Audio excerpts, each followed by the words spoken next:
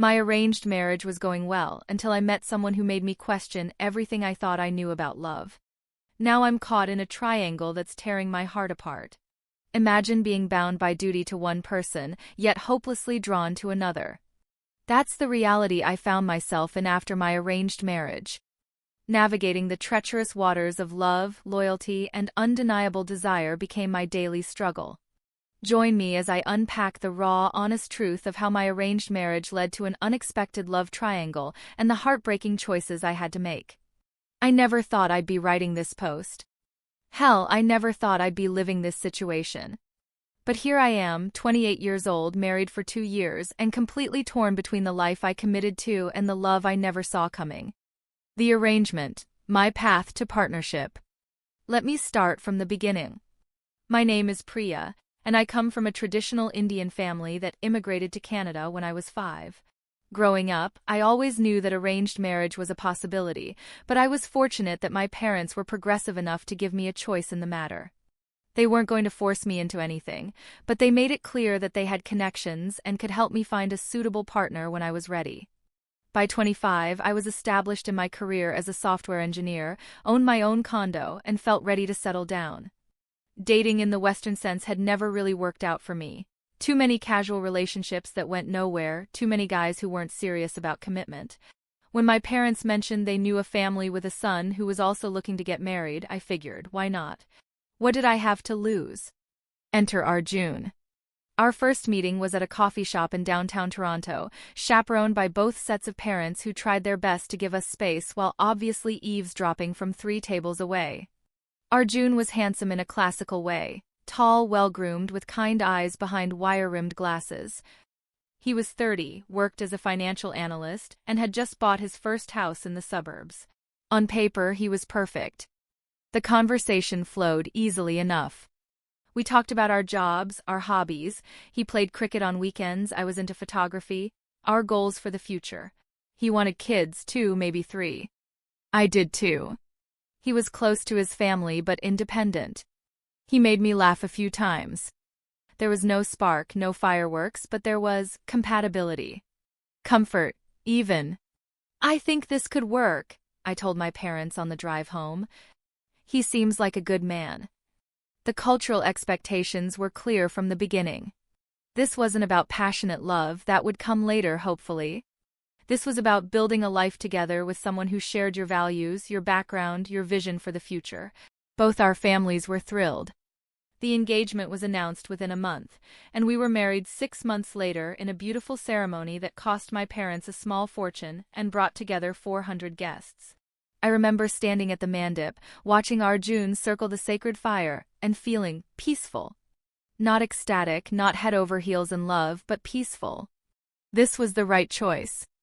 This was what I was supposed to do. This was how my life was meant to unfold. The first year of marriage was an adjustment, as I imagine it is for everyone. We were learning each other's rhythms, figuring out how to share space, navigate the complexities of merging 2 lives. Arjun was patient and considerate. He never pressured me when I wasn't in the mood for intimacy. He did his share of household chores without being asked. He remembered my coffee order and brought me flowers on random Tuesdays. I kept waiting for the love to bloom. Everyone said it would. My mother, my aunties, even Arjun's sister, who had also had an arranged marriage and swore that deep love had grown between her and her husband over time. And maybe it was growing. I felt affection for Arjun, gratitude, respect. When he got food poisoning and spent a weekend miserable in bed, I genuinely worried about him and enjoyed taking care of him. When he got a promotion at work, I felt proud of his accomplishments. But when I watched movies with grand romantic gestures, I felt nothing. When friends talked about being unable to keep their hands off their partners, I couldn't relate.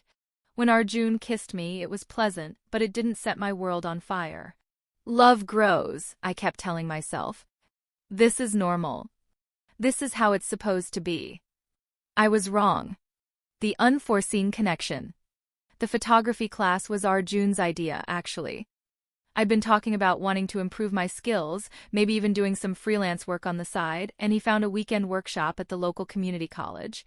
You should do it, he said, kissing my forehead. Follow your passion. It was sweet of him. Supportive. The kind of thing a good husband does. The class was held in an old brick building downtown. Natural light streaming through tall windows, the smell of coffee from the cafe next door drifting in whenever someone opened the door. There were 12 of us, a mix of ages and backgrounds, all united by our love of capturing moments. That's where I met Marcus. He was sitting in the back corner, fiddling with an old film camera that looked like it had been through a war. Dark hair that was a little too long, a beard that was perfectly imperfect, wearing a vintage band t-shirt and jeans that had clearly seen better days. He looked like he'd wandered in from a different decade. The instructor, a woman named Sarah who'd had her work featured in National Geographic, asked us to introduce ourselves and share what we hoped to get out of the class. When it was Marcus's turn, he stood up slowly, that old camera still in his hands. "I'm Marcus," he said, his voice warm and slightly gravelly. "I'm a high school English teacher, and I guess I'm here because I believe in capturing the stories that might otherwise go untold. The moments between moments, you know? The real stuff." Something in his voice made me look up from my notebook. Something in the way he talked about real stuff like it was sacred. Our eyes met across the room, and for just a second I felt recognition, like I'd been looking for something I didn't even know was missing. I shook it off. I was married. Happily married. Well, contentedly married. This was just a class. The first assignment was street photography. We were supposed to spend the week capturing candid moments around the city and bring our best shots back to share. I planned to go alone, but as we were packing up, Marcus approached me. "Hey, Priya, right?" He smiled, slinging his camera bag over his shoulder. "I was thinking of hitting up Kensington Market tomorrow afternoon. Want to team up? 2 perspectives are always better than 1. I should have said no. I should have made some excuse about being busy, about needing to work alone, about my husband expecting me home. Instead, I heard myself saying, "Sure, that sounds great." Kensington Market on a Saturday afternoon was perfect for street photography. Bustling with life, full of colors and characters and stories unfolding on every corner. Marcus and I wandered the narrow streets, cameras in hand, occasionally pointing out interesting shots to each other, but mostly working in comfortable silence. He had an eye for the overlooked details. The way shadow fell across a vendor's weathered hands, an elderly woman feeding pigeons with an expression of pure joy, graffiti that told a story about love and loss.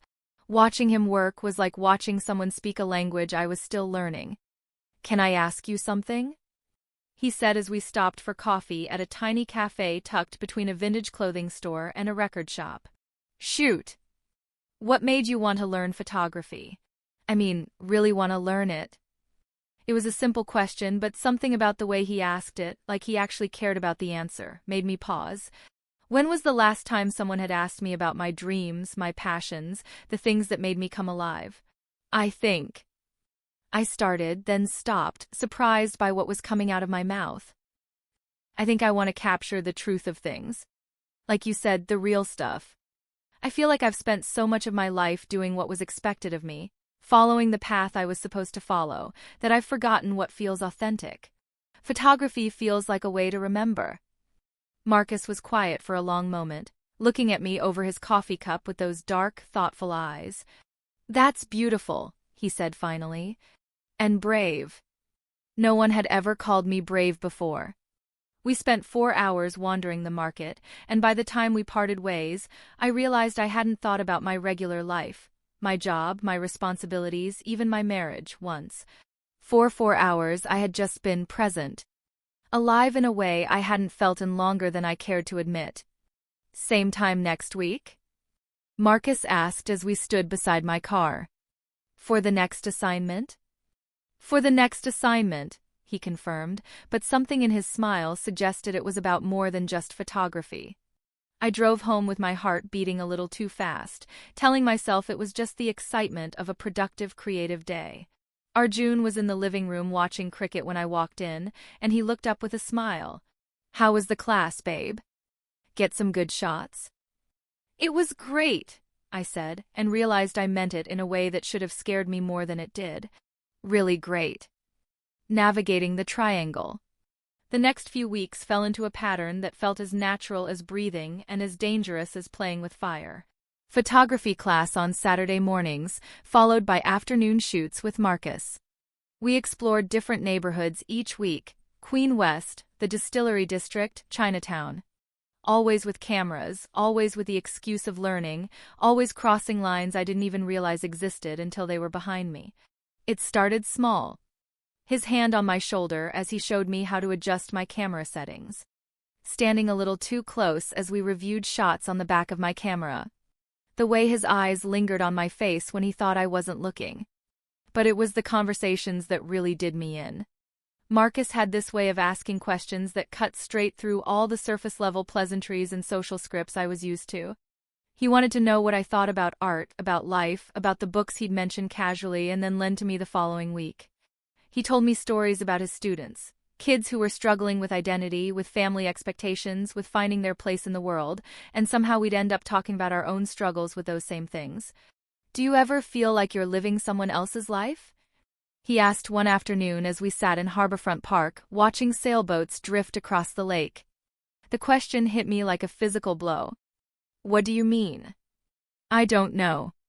Sometimes I look around at my life and think, how did I end up here? Not in a bad way, necessarily. I feel like I made a series of reasonable decisions that were right for the Marcus everyone expected me to be, but I'm not sure they were right for the Marcus I actually am. Does that make sense? It made perfect sense. It made so much sense that I had to look away, focusing on a family nearby teaching their toddler to feed the ducks. My parents wanted me to be a doctor, I said quietly. They were disappointed when I chose engineering, but they got over it because it was still respectable, still stable. Then they wanted me to get married, and I did. They want grandchildren, and I suppose that's next. It's like my whole life has been about checking boxes that other people drew. And what boxes would you draw for yourself? I turned to look at him, this man who was becoming dangerous to my peace of mind, and felt something shift inside my chest. I don't know, I whispered. I think I forgot how to draw my own boxes. That night, Arjun noticed my distraction immediately. Everything okay, babe? You seem. I don't know, somewhere else. We were making dinner together, a routine we'd established early in our marriage. He chopped vegetables while I managed the stove, and usually we'd talk about our days, our plans for the weekend, mundane married things that felt comfortable and safe. Just thinking about work stuff, I lied, stirring the curry a little too vigorously. How's the photography class going? You don't talk about it much. My hand stilled on the spoon. It's good. I'm learning a lot. Maybe you could show me some of your pictures sometime. I'd love to see what you're working on. The offer was innocent, supportive even. The kind of thing a good husband should want to do. But the thought of showing Arjun the photos I'd taken with Marcus, photos that somehow felt intimate even when they were just of buildings or strangers, made my stomach clench. They're not very good yet, I said. Maybe once I improve a bit. Arjun accepted this easily, the way he accepted most things I said, and we moved on to other topics. But I caught him watching me throughout the evening with a slight furrow in his brow, like he was trying to solve a puzzle he didn't fully understand yet. The truth was, I was becoming someone different on those Saturday afternoons. With Marcus, I laughed louder, thought deeper, felt more alive than I had in years. It was like stepping into a different version of myself, one who was spontaneous and passionate and unafraid to have opinions about things that mattered. With Arjun, I was still the dutiful wife, the responsible one, the person who remembered to pay bills and schedule dentist appointments and call her mother every Sunday. These weren't bad things, they were necessary things, adult things. But they felt like a costume I put on every morning, one that was becoming increasingly uncomfortable. The moment I realized this was truly a love triangle, not just a crush, not just an infatuation, but something deeper and more complicated, came in week 6 of the photography class. We were working on portraits that day, practicing with natural light and shadow. Marcus and I had paired up, as we always did, and I was taking shots of him as he read from a book of poetry he'd brought along. He was leaning against a brick wall, late afternoon sun casting dramatic shadows across his face, completely absorbed in the words on the page. I was watching him through my viewfinder, adjusting focus and exposure, when he looked up suddenly and our eyes met, not just direct eye contact, but something deeper. something that bypassed my brain entirely and hit me somewhere in the center of my chest. He lowered the book slowly, never breaking eye contact, and I lowered my camera. "Priya," he said softly. That was all. Just my name. But the way he said it, like it was something precious, something sacred, made me understand that everything had changed. This wasn't just friendship. This wasn't just creative collaboration. This was something that had the power to reshape my entire life. I took a step backward, then another, my camera hanging forgotten around my neck. "I should go," I said. "Should you?" The question hung in the air between us, loaded with possibility and danger in equal measure. I could feel the exact moment I had to choose, the moment I could walk away and pretend this feeling was just a phase, just a quarter-life crisis, just the normal growing pains of a young marriage. Instead, I took a step toward him. "No," I said. "I probably shouldn't." He smiled then, slow and sad and beautiful, and I knew I was already lost. For 3 more weeks, I lived in 2 worlds. There was the world I shared with Arjun. Comfortable, predictable, built on mutual respect and shared goals. We went to dinner with his colleagues, hosted his parents when they visited from Vancouver, planned a vacation to India for the following year. I played the role of happy wife with increasing desperation, overcompensating with enthusiastic participation in conversations about mutual funds and kitchen renovations and the hypothetical children we'd have someday. And then there was the world I shared with Marcus. Intense, electric, full of conversations that lasted until the coffee shop closed around us and stolen moments that felt more real than anything else in my life. We hadn't crossed any physical lines beyond lingering touches and meaningful looks, but emotionally I was having a full-blown affair. The guilt was eating me alive. I started losing sleep, picking at my food, snapping at coworkers for minor infractions. I'd catch myself staring into space during meetings, thinking about something Marcus had said, some observation he'd made, some way he'd looked at me that made my entire world tilt sideways. Arjun, to his credit, tried to reach me. He suggested couples therapy, thinking maybe we were just hitting a rough patch that all marriages go through. He planned romantic dinners, bought thoughtful gifts, asked gentle questions about what he could do to make me happier. And that almost made it worse because there was nothing wrong with Arjun. He was exactly the same kind, considerate, stable man I'd married. The problem was me. I'd changed, grown, become someone who needed more than stability and companionship.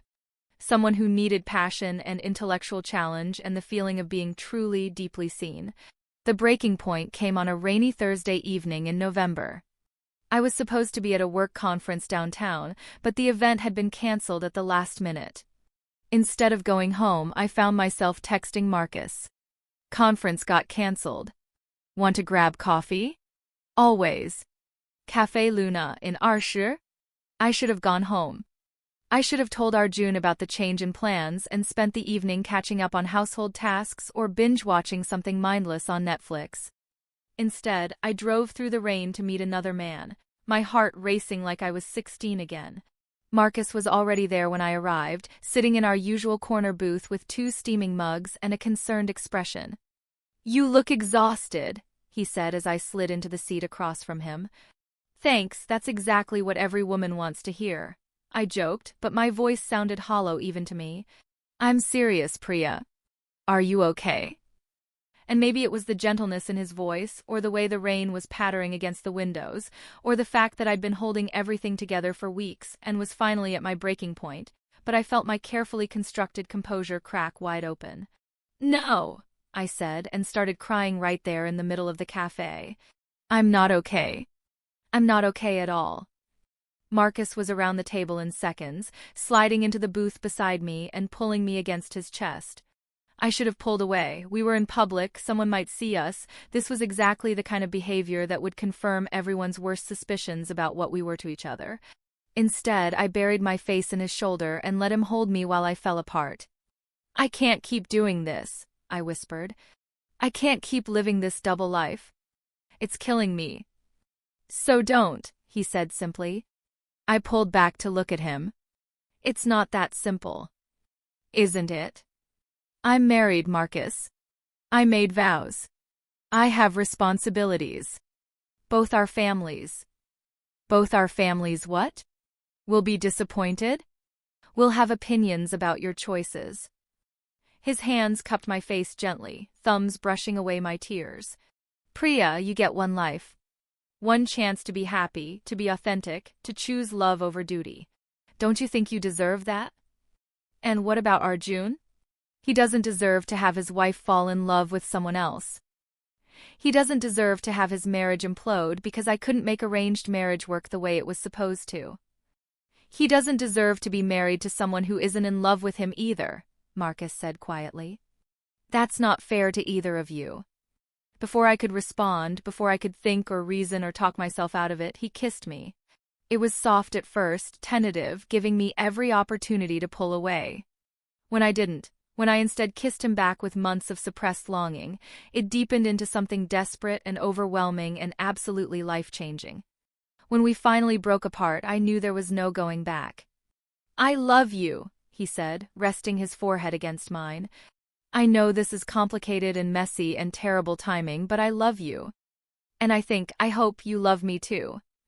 I do, I whispered, the words feeling like a confession and a prayer and a death sentence all at once. God help me, I do.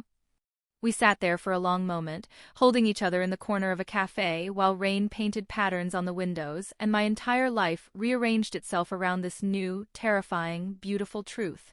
Then my phone rang. Arjun flashed across the screen, and reality came crashing back like ice water. I have to go, I said, pulling away from Marcus and trying to make myself look presentable. He's expecting me home. Priya. I need time to think. To figure out how to do this right. Marcus nodded, though I could see the fear in his eyes. Fear that given time and space, I'd choose duty over desire the way I'd been conditioned to do my whole life. Okay, he said. But please don't disappear on me. Don't convince yourself this isn't real just because it's complicated. I kissed him one more time, quick and desperate, tasting salt and promise and goodbye. Then I drove home through the rain to my husband. Arjun was in the kitchen when I walked in, pulling a casserole out of the oven. Perfect timing, he said with a smile. How was the conference? It was cancelled, I said, hanging up my coat with hands that were still shaking. Last minute. Oh, that's annoying. Well, at least you get a relaxing evening at home. I made that pasta bake you like. He was being so kind, so normal, so completely unaware that his wife had just kissed another man and confessed her love in a cafe downtown. The cognitive dissonance was unbearable. Arjun, I said, my voice cracking. We need to talk. Something in my tone made him set down the oven mitts and turn to face me fully. What's wrong? I opened my mouth to tell him everything. About Marcus, about the photography class, about the way I'd been living a lie for months. But looking at his concerned face, his kind eyes, the way he'd made dinner and lit candles because he thought I'd had a stressful day at work, the words died in my throat. I'm not happy, I said instead. It was both a massive understatement and the most honest thing I'd said to him in months. Arjun was quiet for a long moment, studying my face. Is there someone else?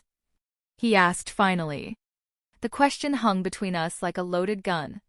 I could lie, could deny it, could try to convince him this was just about general marital dissatisfaction, but I owed him more than that. We both deserved better than more lies. Yes, I whispered. The word fell into the silence like a stone into still water, sending ripples that would reshape everything. Arjun closed his eyes for a moment, his shoulders sagging. How long? He asked. A few months. But nothing physical happened until today. Just today. Today. He repeated the word like he was trying to understand its meaning. What happened today? We kissed. That's all, but... Arjun, I'm in love with him. I watched my husband absorb the information that his marriage was over, and I felt something die inside me that I knew would never come back to life. Not the love for Marcus that felt more alive than ever, but some essential faith in myself as a good person, someone who could be trusted with other people's hearts. Who is he? Arjun asked, his voice carefully controlled. Someone from my photography class. His name is Marcus. Are you leaving me for him? The question I'd been dreading, the one I didn't have a clean answer for. I don't know, I said honestly. I don't know what happens next. But I can't keep pretending to be happy here when I'm not. That's not fair to either of us. Arjun nodded slowly, like he was processing information that made sense even though he didn't want it to. I knew something was wrong, he said finally. You've been different. Distant. I kept hoping it was just work stress, or that you needed space to adjust to marriage, or…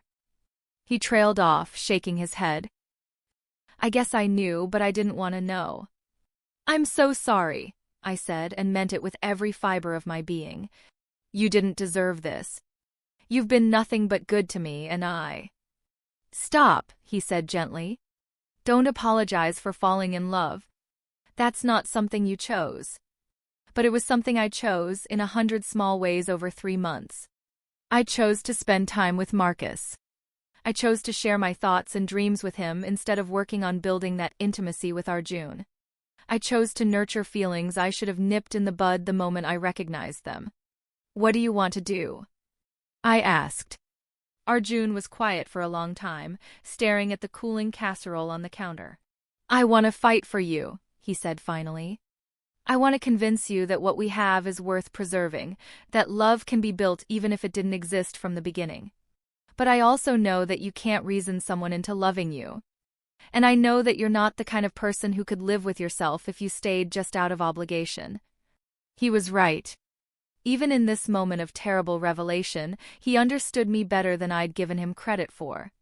I think, he continued carefully, we should separate for a while. Give you space to figure out what you really want without the pressure of trying to save face or do the right thing. And give me space to process this. Where will I go? This is your home too, Priya. I'll go stay with my brother for a few weeks. We can figure out the logistics later. The generosity of his response, even in the midst of his own heartbreak, made me start crying again. I never wanted to hurt you, I said. I know, he said. But you did. And now we both have to figure out how to move forward from here. That night, I helped Arjun pack a suitcase while we navigated the strange, surreal conversation about how to untangle a marriage. We'd need to tell our families, deal with the practical aspects of shared finances and property, decide whether to try counseling or move straight toward separation. But underlying all of those logistics was the devastating reality that we'd failed at something our parents had succeeded at, something our entire community expected us to make work through commitment and compromise and time. For what it's worth, Arjun said as he zipped up his suitcase, I hope he makes you happy. I hope this was all worth it. Arjun. I mean that. I want you to be happy even if it's not with me. Especially if it's not with me. He kissed my forehead once, gently, and then he was gone. I sat in our empty house, my empty house now, I supposed, and tried to figure out what the hell I'd just done to my life. The aftermath of that conversation was brutal in ways I hadn't anticipated. Telling our families was like detonating a bomb in the middle of both our extended networks. My mother cried for 3 days straight. My father stopped speaking to me entirely for 2 weeks.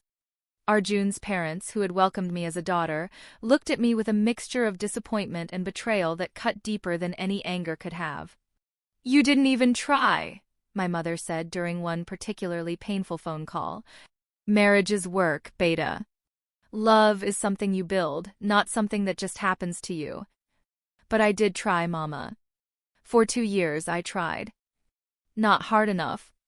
Not if you could throw it all away for some stranger. The judgment from our community was swift and merciless. In the space of a few weeks, I went from being the successful daughter who had made a good marriage to being the selfish girl who had destroyed her family's reputation for a fleeting infatuation. Wedding invitations stopped coming. Family friends crossed the street to avoid having to make awkward small talk. The aunties who had once praised my parents for raising such a responsible daughter now whispered about what they must have done wrong.